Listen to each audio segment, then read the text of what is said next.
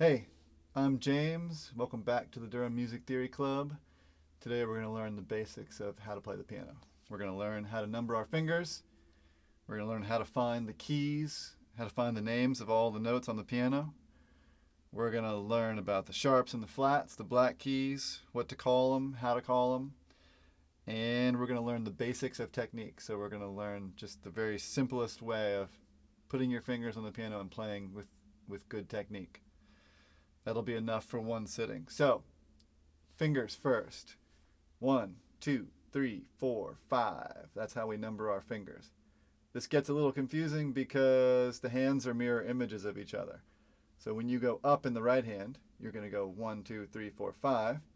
And when you go in the same direction with your left hand, you're going to go 5, 4, 3, 2, 1. So that's a little confusing, but you'll get used to it. So, how do we find the notes, the names of all the notes on the piano? I like to use the black keys to help me figure out the white keys. So if you look at the pattern of black keys, it goes 2 black keys and then 3 black keys and then 2 black keys and then 3 black keys. And that just keeps going in both directions. So if you look at this visually, these 3 white keys make a little frame around these 2 black keys. And then these 4 white keys right here make a little frame around the 3 black keys. So look at that for a minute. Just do what I'm doing. Play all 3 of these together at once and see how they make that little frame around the black keys, and then play all 4 of these and look at that. Just see it visually. See the 4 keys that are surrounding those 3 black keys, and see these 3 right here with the 2 black keys. All right, so then what do we call them? These 3 right here are C, D, and E. So say it to yourself a bunch of times. C, D, E, C, D, E, C, D, E, C, D, E. Say it backwards. E, D, C, E, D, C, E, D, C, C, D, E. Okay? So there's your 3 keys that go with the 2 black keys. So you can do it down here. There's our 2 black keys. Here's our 3 notes that surround those keys. C, D, E, E, D, C. Okay? Here's our 2 black keys right here. Here's 3 notes. Slide those fingers up. See how it makes a frame around those keys? Like that. C, D, E. Here's 2 black keys down here. C, D, E. Here's 2 right here. C, D, E. Here's 2. C, D, E. E, D, C. All right, C, D, E. 3 white keys go with the 2 black keys. Now let's do these 4. Here's our 3 black keys. Here's our 4 white keys that go with them. Surround them in a little frame. F, G, A, B. Say it a bunch of times. F, G, A, B. F, G, A, B. F, G, A, B. F, G, A, B.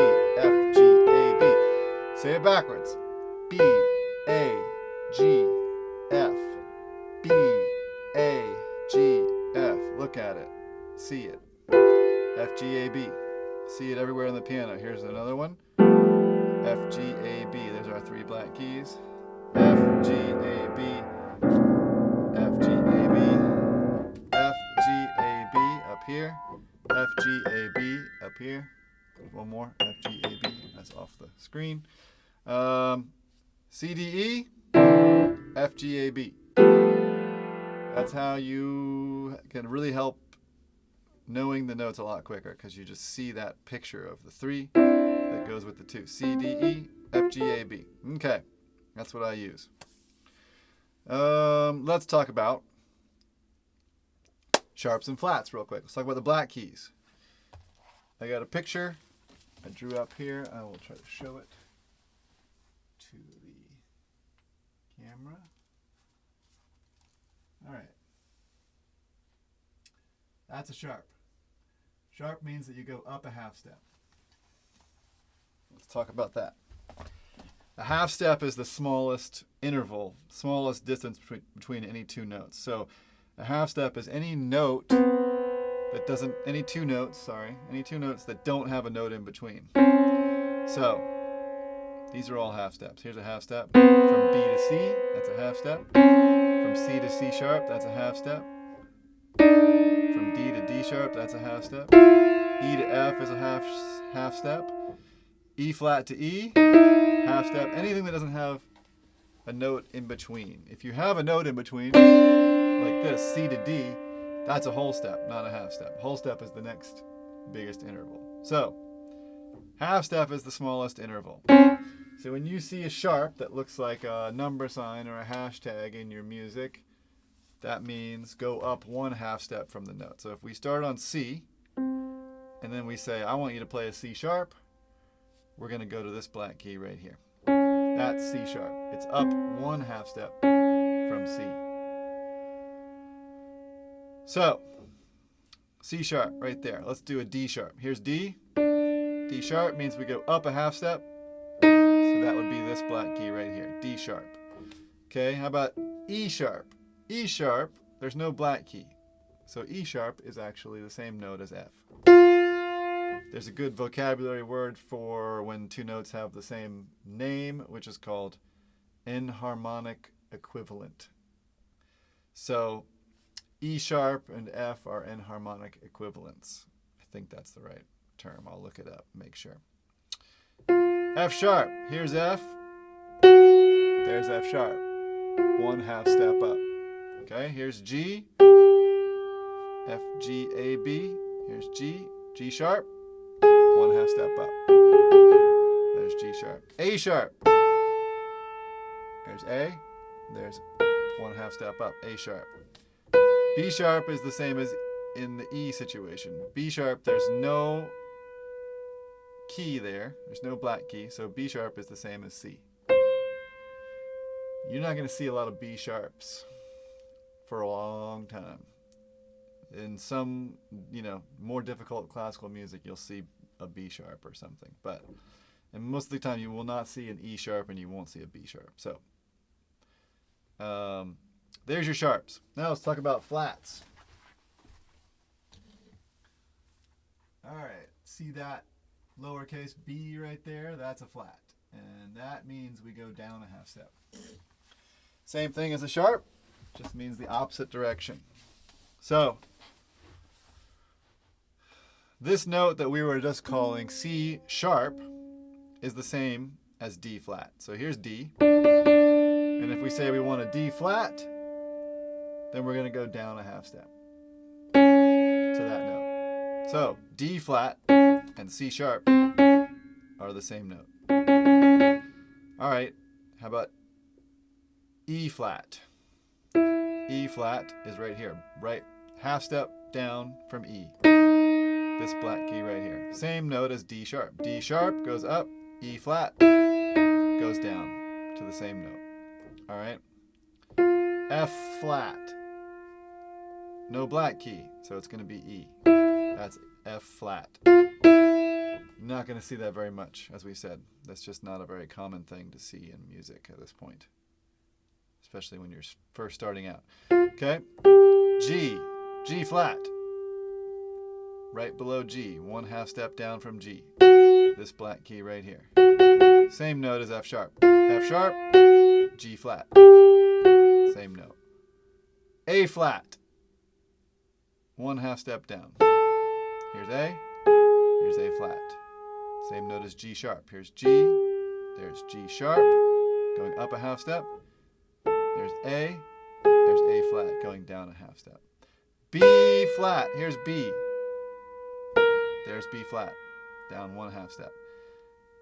A sharp, same note as B flat. C flat would be B because there's no black key right here. So C flat is B. B, C flat. And there you go, that's all of them. So there's sharps and flats. There's one other thing that we call sharps and flats accidentals. There's one other accidental to be aware of. It's this one right here. That's called a natural. And a natural just means if there has been a sharp or a flat somewhere, or there's a sharp or a flat on the key signature, and they put a natural on a note, there's a sharp, just means play the regular note. So if you see F natural, and usually it's F sharp, then it just means play F. F natural just means play F.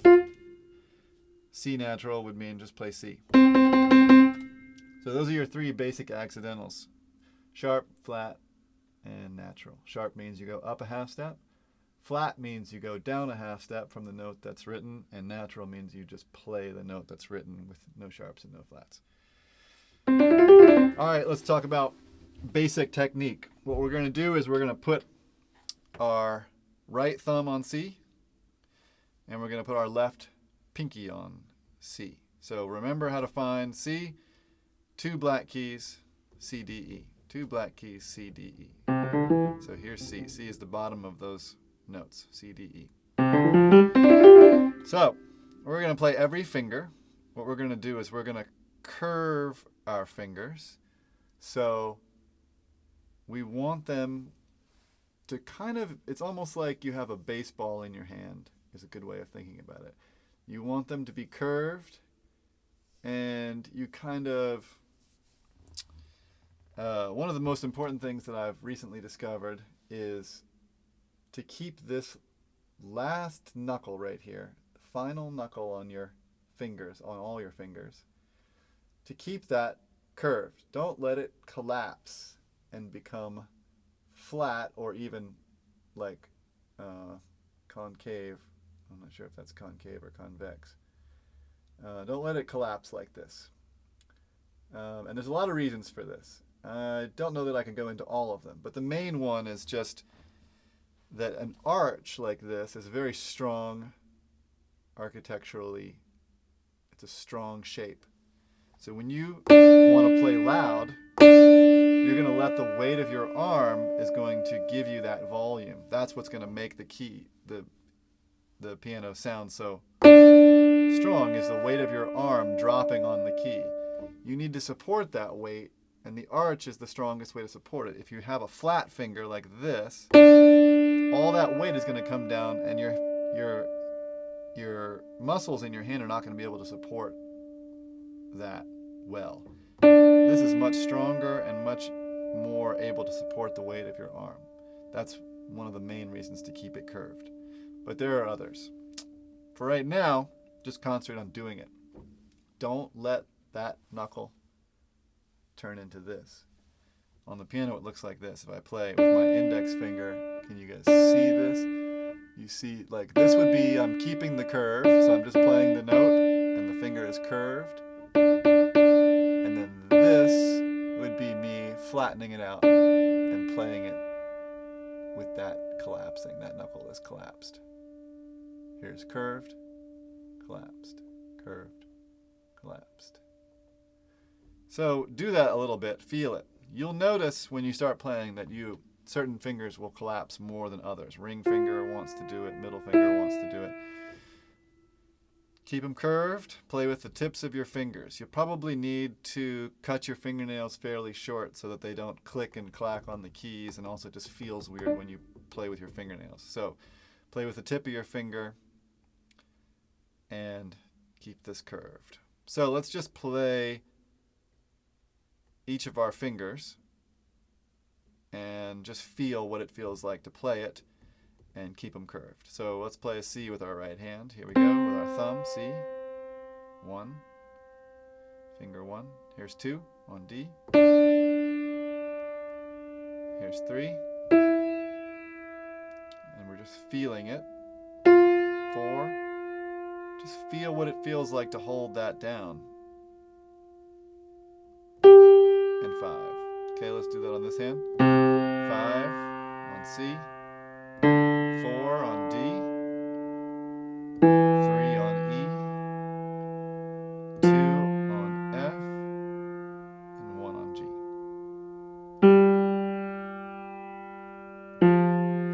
As I hold my index finger down on F, I can feel that knuckle trying to collapse. It's like my hand wants to do this. It's an old habit. It's probably a habit that I've built up.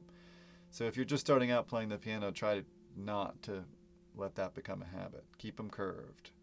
Keep them curved and just feel what it feels like to hold that note without letting anything happen to your finger. Your finger is just going to stay just like it is. Don't let it, it's going to want to do stuff. Don't let it do stuff. Just get it to just relax and be in the shape that it's in. All right, so let's play both together. Let's do C, D,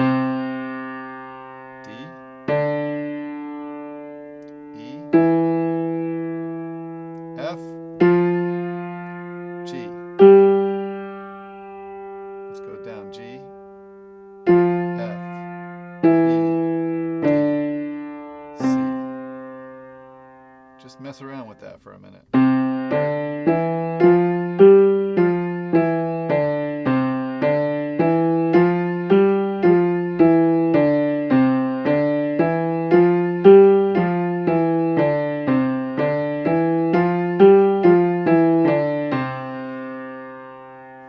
You want everything to feel easy, and you want it to feel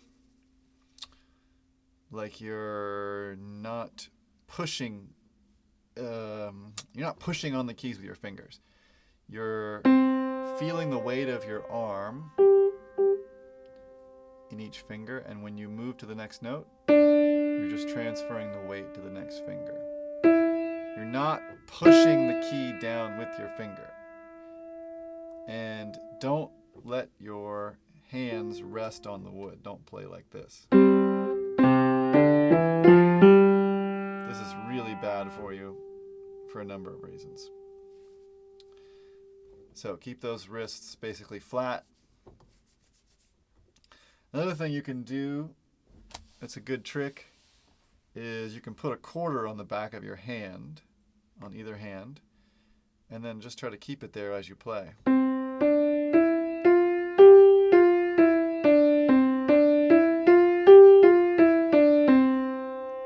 That will keep your hand basically flat to keep the quarter there.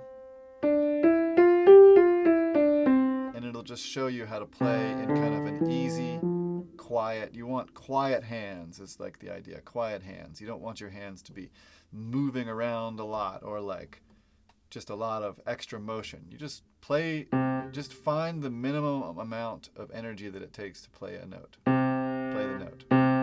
Feel the weight on your finger. Feel the weight of your arm resting on your finger.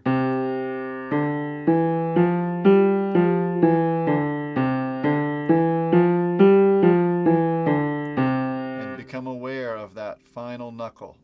Feel that last knuckle. If you feel that last knuckle trying to collapse on some fingers, I feel it a lot on my ring finger on my left hand. I feel it wanting to collapse. Right there. Like that. It can be even a very small little motion of collapse. Like that doesn't feel that bad, but you can see that the knuckle has collapsed right there. So, keep it curved.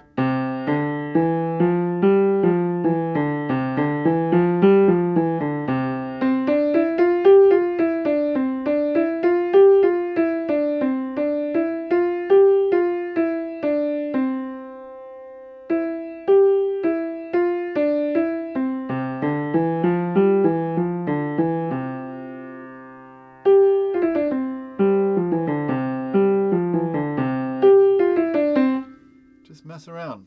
Feel how it feels to play the piano. And feel how it feels to play the piano with very little effort. Just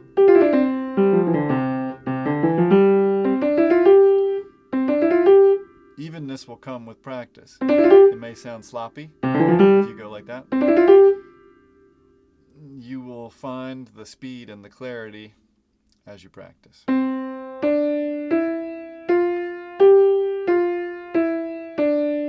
First thing to focus on is just ease. You just want it to feel easy. It's supposed to be easy. All you're doing is pushing letting a finger fall on a key. That's all you're doing.